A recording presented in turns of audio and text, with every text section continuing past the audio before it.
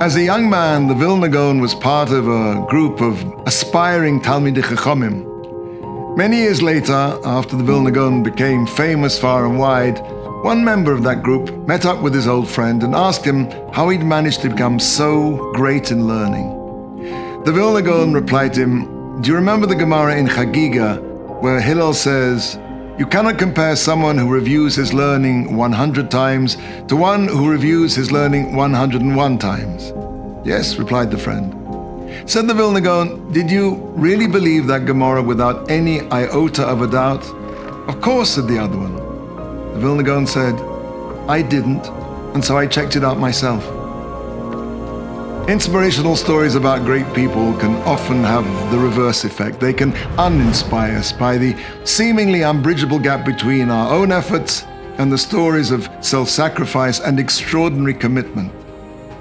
But something quite magical happens if you can go beyond your comfort zone. 101 is not one time more than 100, it's an entirely different world.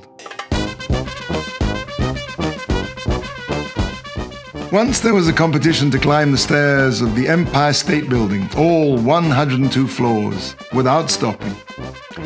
Most of the contestants gave up before they reached the 80th floor, but there was one determined fellow who wouldn't quit.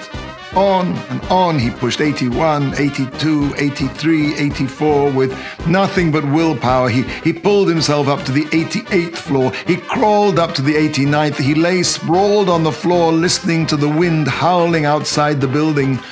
A little voice inside him wouldn't let him rest. He clawed his way on. Each step felt like a huge platform. Just one more. He reached the 90th floor and he collapsed. He'd failed. He just couldn't go on. And then he saw a sign in front of him saying, "If you got this far, you can take the elevator." When we reach up to God with all our power, all our might, He sends down the elevator to bring us up to Him.